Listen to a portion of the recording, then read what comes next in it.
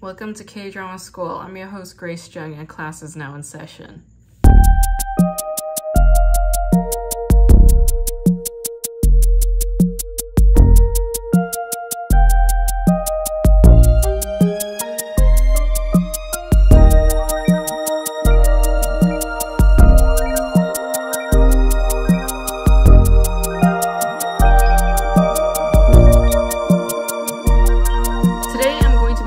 About the show Narco-Saints, which is a Netflix original series.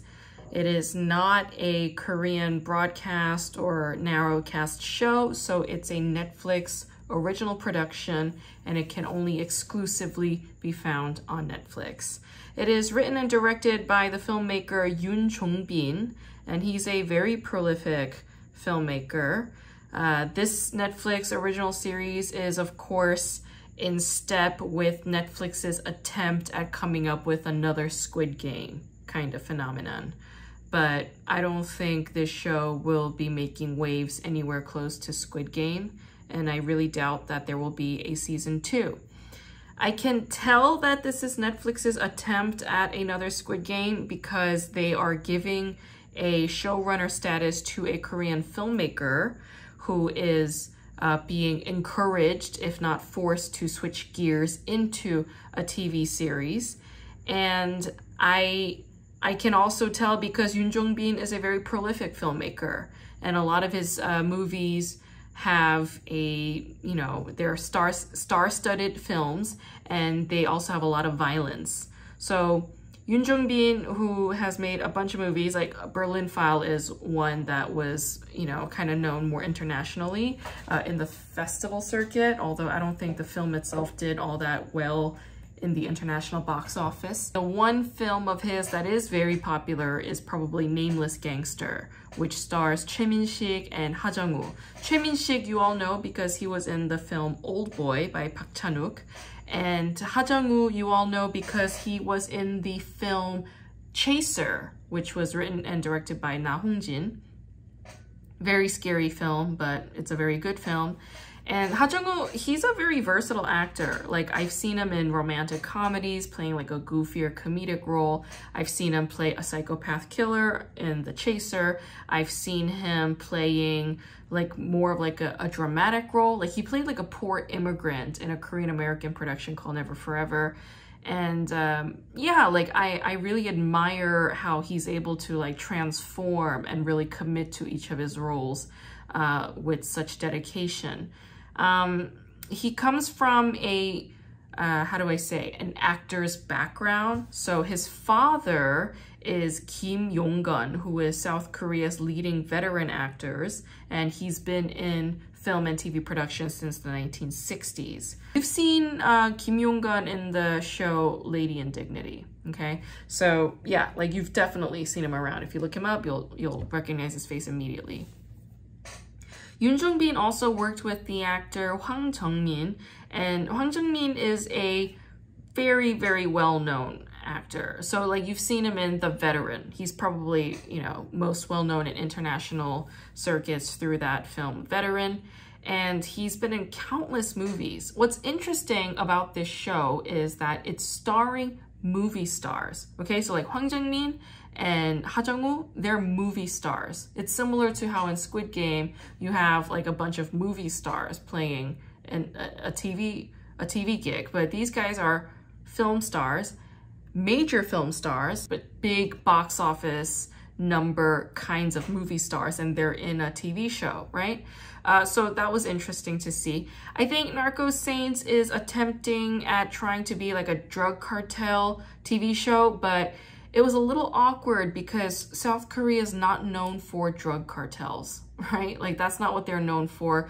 The show, which is based on a true story, it's a very weird and interesting true story. I really doubt that the stakes were as high as it is in the true story. I'm sure there were a lot of things that were dramatized to raise the stakes and make it more of an entertainment kind of thing. But South Korea is not very well versed when it comes to drugs and drug cartels and drug lords. So it was a little strange. In comparison to other drug cartel TV shows, I think this is on the tamer side. I think this show was also trying to lean into some deeper and bigger topics, like how the main character's father was a mercenary soldier who served in the Vietnam War. But like, even though that's a massive thing, like they didn't really dig deep enough for that, right? So it's attempting at a depth, but it's unfortunately like just a very shallow kind of TV show. You have a very familiar face in this show. You have Park Hae-soo, who you've all seen in the show Squid Game. And I really enjoyed Park Hae-soo's role on this show because he's playing an NIS officer who also has to play like this undercover person, like impersonating a drug person.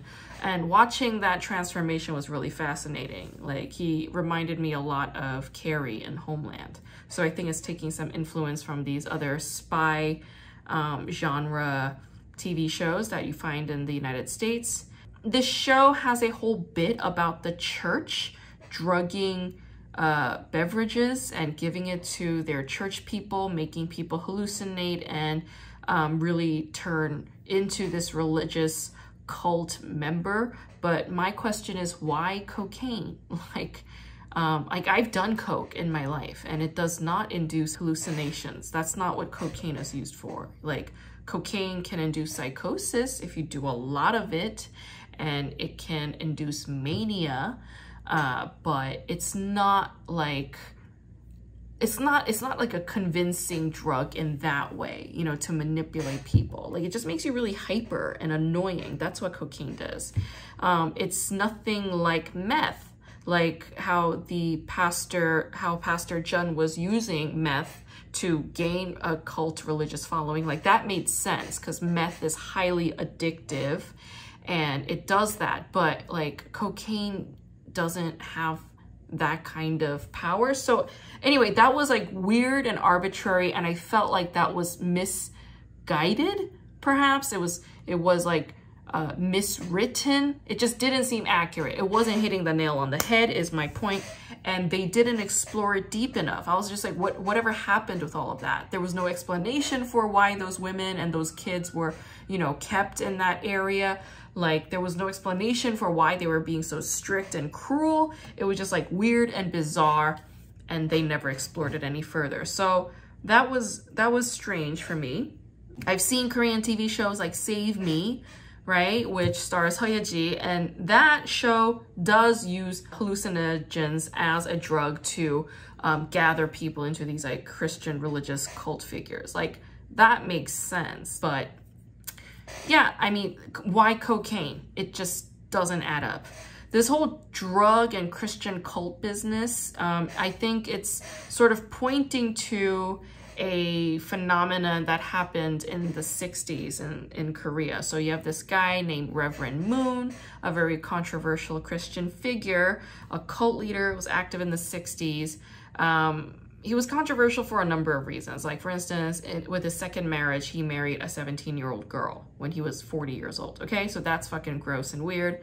He would do these mass wedding ceremonies where he would wed couples between 30,000 to 300,000, right? Like, all of it under the name of Christianity and under his influence, like it was for his church, right? Like, that was very common in the 60s and 70s, so this isn't surprising to me.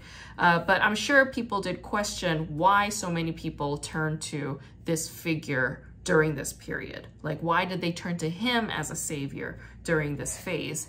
And I'm pretty sure one or two people questioned whether or not drugs were involved in the whole process.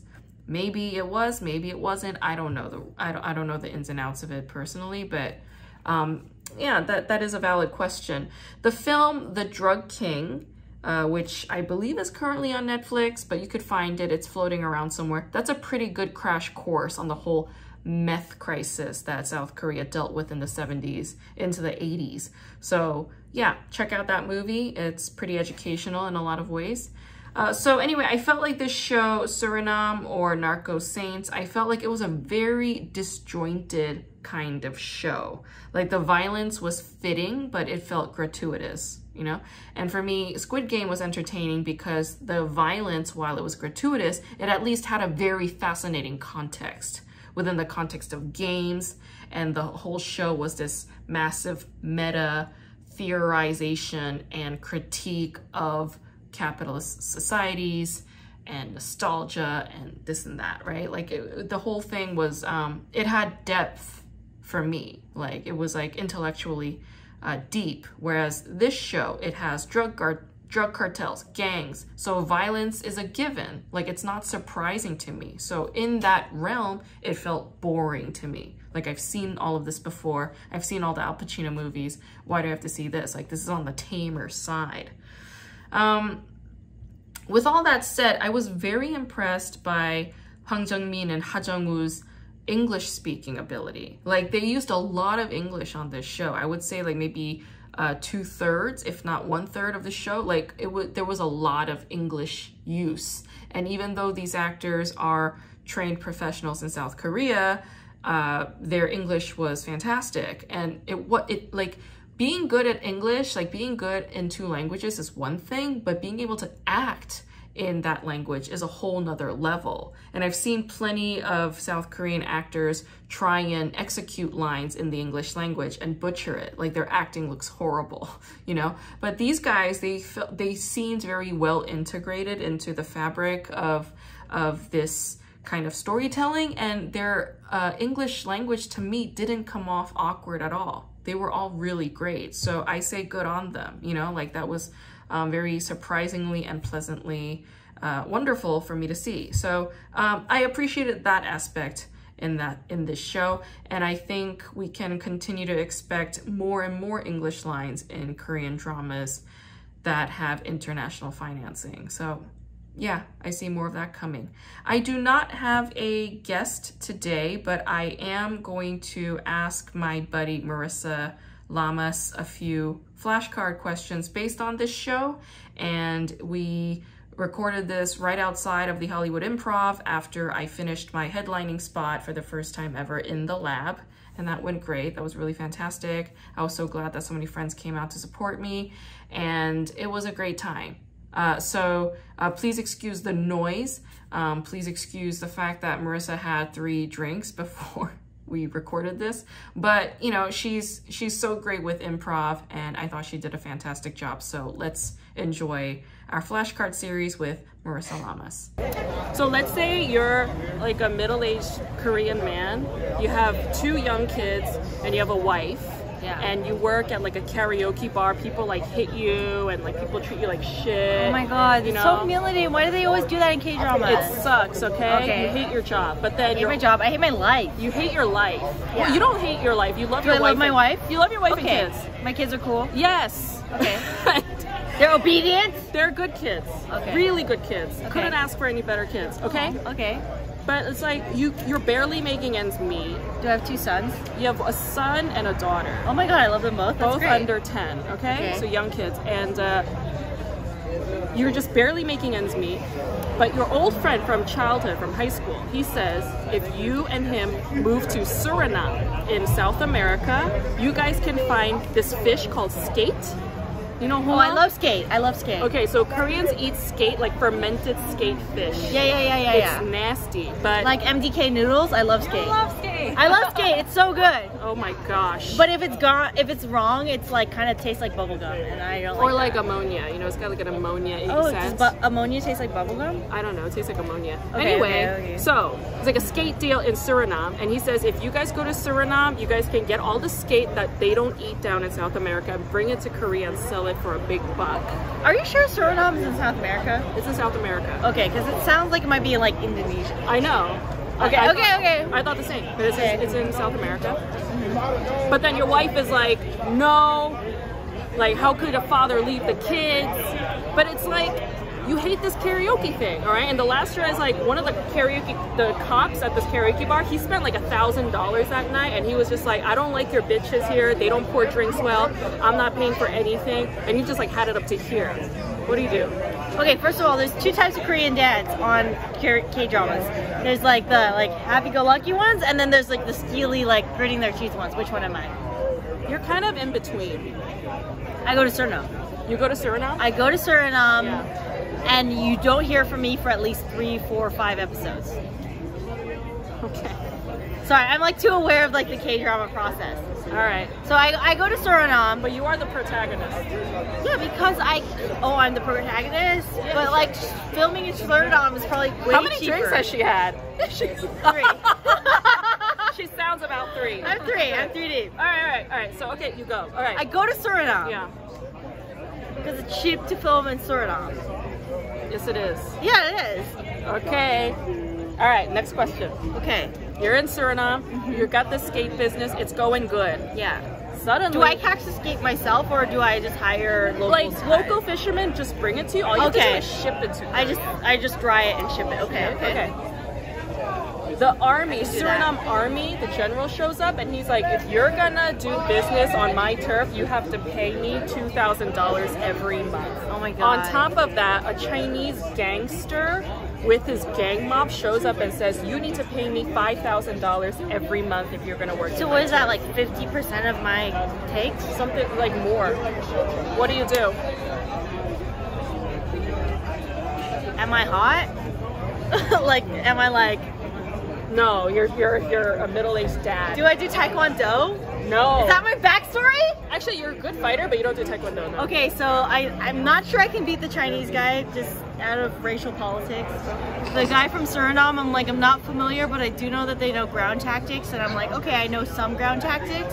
So I take what I have, which is probably like 30%, which will like break even, and I go back to Korea, because I miss my family. Oh, so you just give up the business and fold it?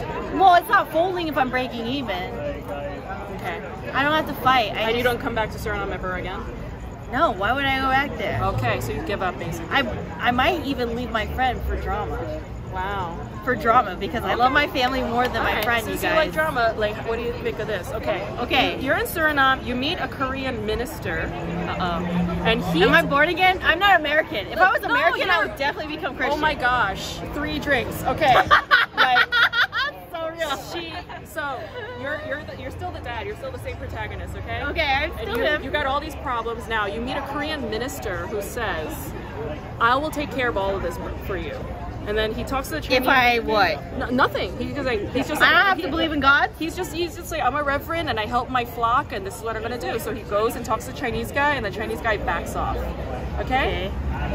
But wait, the minister goes all the way to Suriname? He's already in Suriname. Oh, okay. They're all in Suriname. I'm still in Suriname. You're still there. Okay. Yeah, you're like, what do I do? That's where you're at. And then the minister takes care of everything. Now, you ship your first shipment of skate fish to Korea, but they stop at some port, and at that port, all of it is like full of cocaine. And they're like, you're busted, like this is bullshit, like you're not a coke dealer. No, I'm not. Cocaine filled inside the skate stomachs. And I'm not, like, but for some reason I'm smiling. And you're like, what is going on? Turns out that minister is that area's drug lord. And he's the one who did it, and he fucked your skate business up. What do you do? Dude, I'm done. I pretend to be a skate. I like dry myself. I put myself in a like little gray costume and I like hide in one of the like boxes and I'm like, I'm a skate. If anyone asks, I'm a skate. And then I get shipped back to Korea and then I wait. I'm smart. I wait like 2 weeks before hitting my family because they, of course, they're like, yo, you know, like your dad's missing. Where is he? And they're like checking in and they're like, he should have arrived by now because that boat arrived. And I'm like, no, I'm just gonna chill. I'm gonna like eat my ramen. I'm gonna do my thing, and then like 2-3 weeks later, maybe even a year if I'm hardcore. Oh my gosh. I wait a year, and then secretly in the middle of the night, I show up, and of course I wait for my my daughter who's like coming of age, going through her own shit. I knock on her window, she's like, ah, what the fuck? And I'm like, it's me, father. And then I come in and I'm like, listen, I pretended to be a skate. She's like, why are you dressed like that? I'm like, don't I look like a skate? And she's like, you know what, you do look like a skate. I was like, I told you, I raised you well. I look like a skate. She's like, you do. And then I'm like, come on home to Papa, and we hug. And then she's like, okay, they're still looking for you. So I'm like, okay, cool. I like hide in our secret backstock of kimchi. I hide there in a clay pot. I hide there in a clay pot because I'm getting good at this, right? Like There's a lot of hiding. Yeah. There's a lot of hiding. So I hide in the clay pot. Maybe, I don't know, how long does it take kimchi to ferment? A few months. I take a few months in the kimchi pot. By then, they've moved on to the cocaine. They found the Christian dealer who's like fucking spitting this cocaine. Cause I've also told my daughter, like, yo, there was more than skate on that boat. It was also cocaine. And she like slips it to the hot cop that she's dating, who wants to get his first big bust. She busts them, gets it, and then finally I emerge dressed as skate from the kimchi jar. I come out and I'm like, guys, I didn't do any of this. All I wanted to do was pay off my family's debt. Can I please go back to the karaoke bar? I'd rather be treated like shit than pretend to be a skate in a kimchi jar hiding from the coke dealer. Good God. Yeah. You know, every time I do this with you, you have like the longest. I could write this stuff. Yeah. When are they gonna hire me? Listen, like SBS. I'm looking for a job. You know? Okay. Let's say that the minister guy, he shoots and kills your best friend. All right, your best friend's dead. He has a daughter and a wife. Dude, this minister's fucked up. He's messed up. Oh my God, tell me he shot him with like an old revolver. We don't know. He's been shot and killed. Okay, he's been shot and killed. The minister, he's a drug lord. He's got machine guns and shit. You know, they don't do revolvers. Okay, he's dead. Now, you're in prison. Okay, you're in prison in Suriname, and like the Korean diplomats, they're like, we can't help you. But somebody does show up. A Korean man shows up and he says, I work for the NIS and I want to bust this minister guy. I've been trying to bust him for years and I need you to help me to get in and be my mole, and we need to bust him together. First of all, he serves me walnut tea. Okay, yeah. Because he's like trying to get on my good side. And I was like, oh my God, I haven't had walnut tea. Or I haven't had this walnut pastry since I was in Korea. Yeah. Dude, it comes in like a nice little box. He's like, I know, I It's a imported welcome it from treat. Korea. Yes. Beautiful. All right. Now, how do you respond to this NIS officer? Do you do this? I look him. I clock him. I'm dead in the eyes. And I'm like, all right, do I trust this guy? Yeah. And I realize whether or not I trust this guy, he's my only option. So I decide to play cool. I say yes. I play his game. At least while I figure out what his game is, because anything's better than being in prison in Suriname. It's true. And then you help him? I help him to the extent that it helps me. Because all I want is to see my little girl who's 16 and probably trying to date some chebo who doesn't deserve her beautiful, hard-working, blue-collar ass. My son's doing fine. He's great. He's great. Yeah. My wife, fine. Not aging a day. She looks great. She probably works in a spa. Yeah. She probably does facials and keeps it tight. Yeah. She's looking great. I just gotta worry about the chaebals coming after my daughter. You're a little kid. Yeah. Thank you, Marissa. I know that was a long explanation, but SPS again. I need a job.